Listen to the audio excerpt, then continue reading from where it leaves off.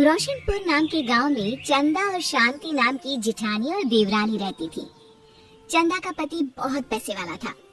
उनके पास किसी भी चीज की कोई कमी नहीं थी और उसके विपरीत शांति का पति बहुत ही गरीब और नशेड़ी था। शांति चंदा के घर में काम करके अपना घर चलाती थी। भाभी, घर पर खाने के लिए कुछ भी नहीं है। अगर आप थोड़ा खाना दे पाए तो बहुत मेहरबानी होगी। मुझे जो भी पैसे मिलते हैं वो तो आपके देवर नशे में उड़ा देते हैं। ये तुम लोगों का ना रोज रोज का ड्रामा हो गया है। अब देवर जी कमाते नहीं है तो मैं क्या करूं? तुम्हारा पति तो तुम्हारी सारी कमाई दारू में उड़ा देता है। रहने दो भूखा उसे। अरे ऐसे मत बोलिए भाभी, आप तो जानती ही हैं कि वो मन के कितने साफ हैं, पर इस बेरोजगारी के कारण उन्हें दारू पीने की लत लग गई है। अरे अपना ये रोना गाना बाद में कर लेना, पहले काम निपटा ले घर का। मेरा और टाइम खराब ना कर। जा गेहूं पीस ले, फिर तुझे कपड़े भी धोने हैं। शांति रसोई घर में जाकर गेहूं पीसने लगती है। पीसते पीसते कुछ गेहूं वहाँ कपड़ों में गिर जाते हैं, जिसे देखकर उसके दिमाग में एक आइडिया आता है। क्यों ना ऐसे ही थोड़ी गेहूं मैं अपने पल्लू में बांधकर घर ले जाऊं, फिर एक बर्तन में जमा कर लूंगी और उसे पीसकर रोटी बना लूंगी।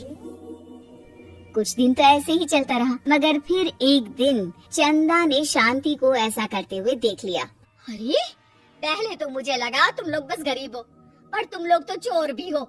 चोरनी कहीं की। मुझे तो लगता था तू गेहूं पिसती है, पर तू तो अपने पल्लू में गेहूं छुपा कर ले जाती है। निकल मेरे घर से।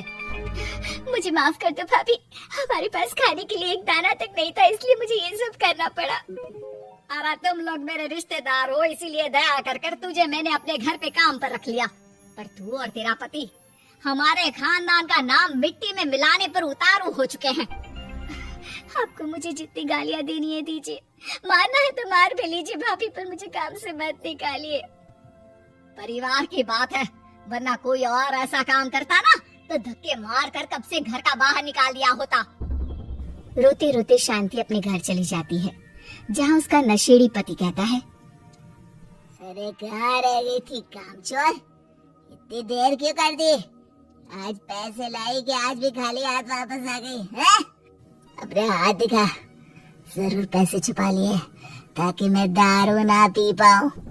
नहीं जी, मैं आपसे क्यों छुपाऊंगी, और अभी आप दारू पीने की बात कर रहे हैं, उसी कारण तो आज हम लोगों की ये हालत हो गई है। इसी काम की नहीं है तू, बिना मार खाए समझेगी नहीं। रख, अभी तेरे होश ठिकाने लगाता हूँ। रामलाल शांति को बहुत मारता है। शांति का मन दुखी हो जाता है और वो गांव के तालाब के पास के एक पेड़ के नीचे बैठकर फूट फूट कर रोने लगती है। मैंने कभी किसी का बुरा नहीं किया, फिर भी भगवान मेरे साथ ऐसा क्यों कर रहा है?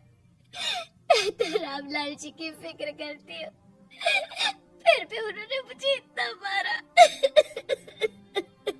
तभी उसे एक आवाज सुनाई देती है, रोने की कोई जरूरत नहीं है बेटी, चिंता क्यों करती हो?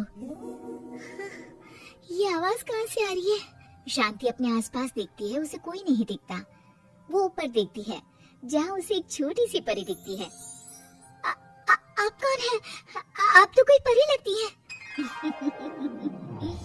हाँ बेटी, मैं इसी पेड़ पर रहती हूँ।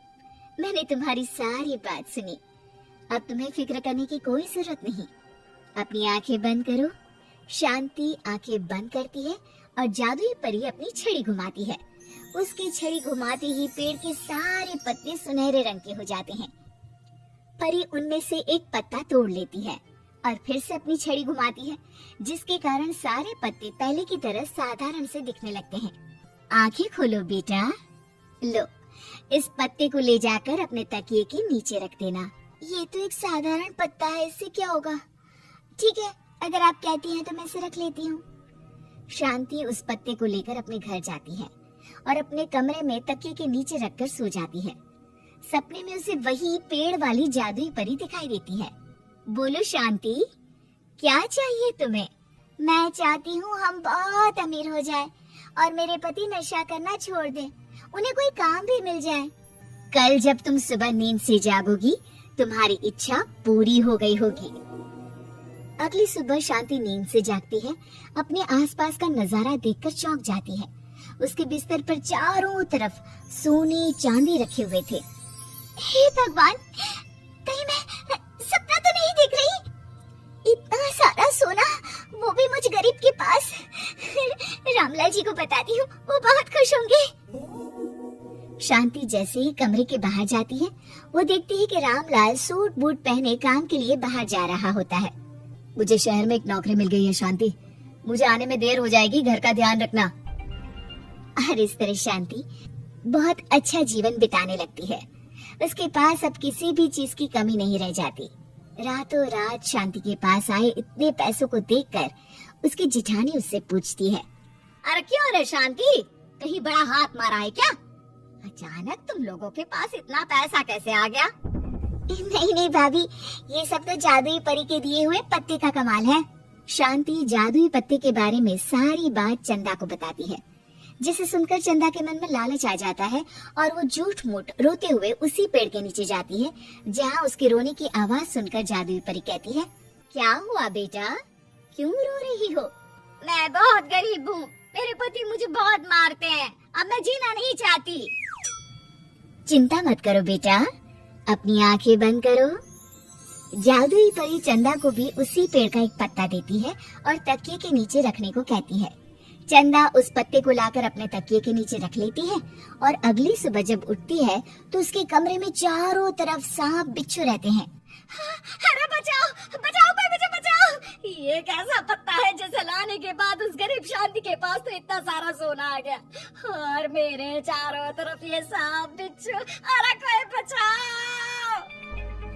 चंदा अपनी जान बचाती हुई शांति के पास जाती है। चलिए भाभी, मुझे लगता है आपके घर में सांप बिच्छू को बस जादुई परी ही हटा सकती है। दोनों मिलकर जादुई परी के पास जाते हैं। ये सब तुम्हारे बुरे इरादों का नतीजा है चंदा।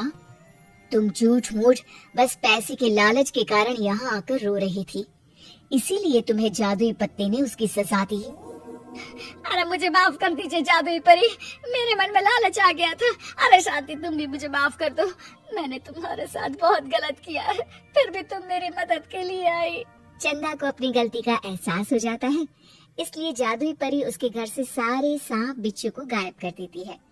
चंदा और शांति आपस में मिलजुल कर रहने लगती हैं।